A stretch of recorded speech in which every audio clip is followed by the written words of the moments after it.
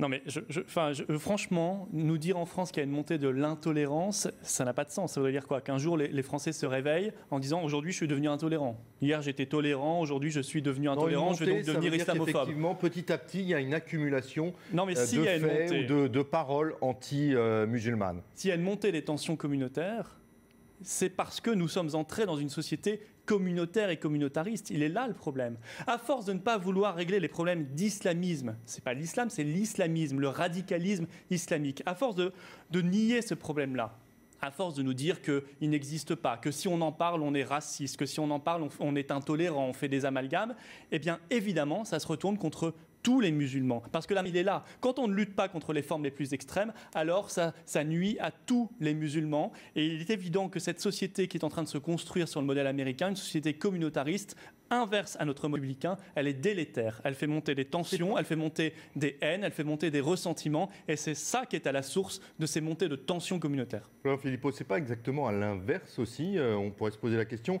quand Bruno Gollnisch parle d'un leader du Parti Socialiste comme d'un Français de fraîche date, est-ce qu'elles ne sont pas là les ambiguïtés qui font naître ensuite les actes d'intolérance? Non, moi je ne crois pas du tout. Je pense que justement, c'est ce que je vous dis. Ce qui fait monter les tensions communautaires, c'est ne pas régler les problèmes. Parce que tant qu'on n'acceptera pas de régler le problème des prêches radicales, de ces réclamations communautaires qui montent dans les écoles, dans les entreprises, dans les crèches, etc., alors évidemment, on donnera le signal aux Français qu'on peut tout se permettre, on peut tout faire en France, qu'on peut traiter dans la République comme dans du beurre, et bien évidemment, c'est là qu'on crée des tensions communautaires, qu'on ne dévie pas le problème, qu'on ne nous fasse pas croire que les faits seraient un peuple congénitalement raciste ou xénophobe ou intolérant. Absolument pas. Le peuple français, il est très accueillant, il est très ouvert, mais parce qu'il est très attaché à ce jeune militaire, il a des circonstances atténuantes dans le projet qu'il avait? Le militaire? Oui, le jeune militaire qui a été arrêté. Là. Absolument pas.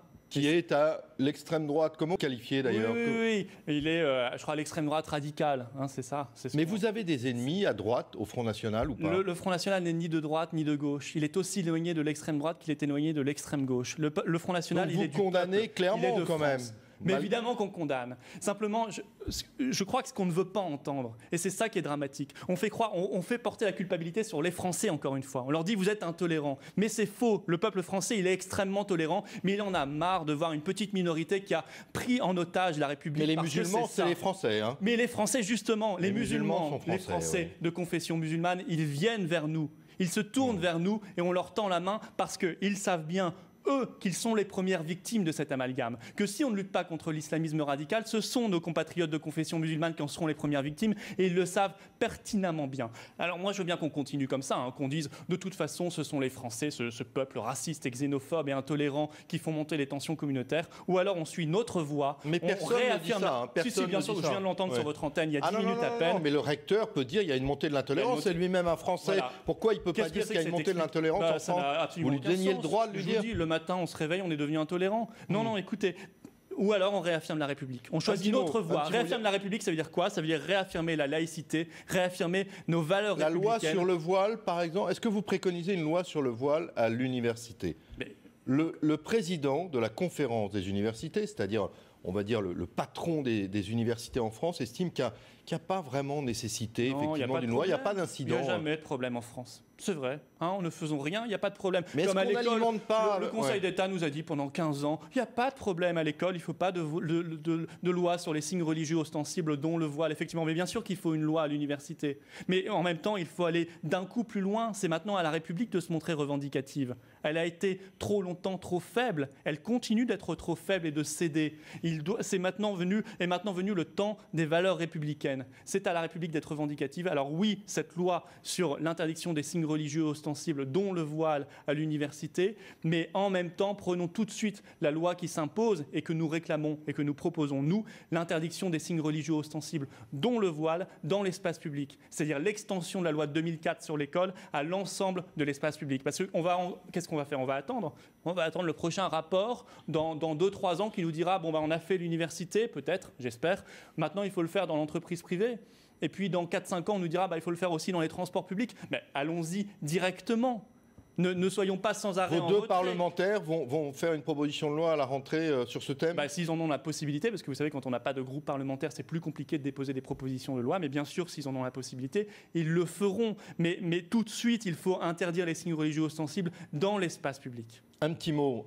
Donc, le président de la République estime que effectivement, c'est bientôt la fin de la récession. Il y a eu un petit pas de deux de Pierre Moscovici sur ce thème ce week-end. Qu'est-ce que vous en pensez? Vous êtes plutôt optimiste en matière économique?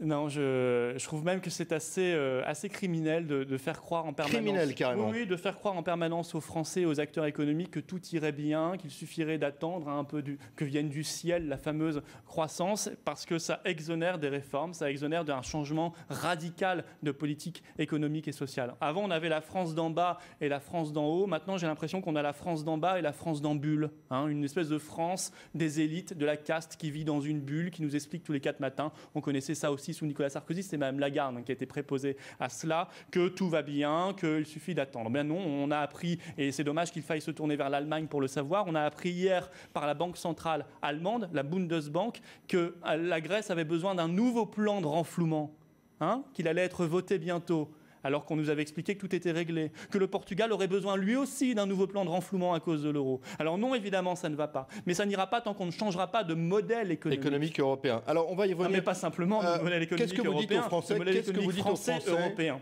Qu'est-ce que vous dites aux Français sur la réforme des retraites? On vous a assez peu entendu, c'est pourtant l'une des réformes de l'été, et ça sera sûrement la réforme de la rentrée. Le Front National propose quoi?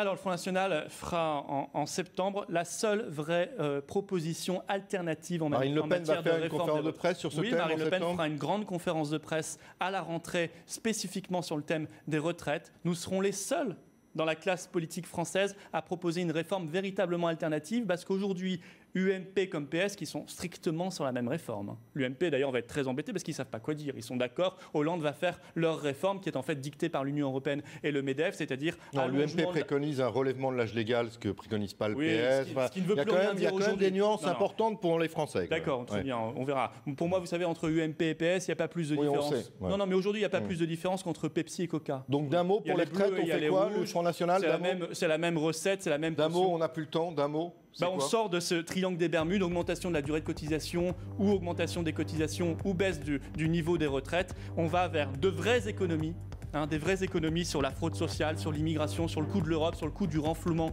de l'euro, parce qu'il y a l'argent pour financer. Et en même temps, on relance la machine, c'est-à-dire qu'on change de modèle économique, on fait du patriotisme économique, parce que tant qu'on n'aura pas relancé pour en savoir plus, quand même, on ne pourra pas financer les retraites. On va attendre la conférence de presse de Marine Le Pen. Merci. On détaillera tout ça, mais on sera les seuls à faire une réforme alternative, je le constate. Merci Florian Philippot. Merci à vous.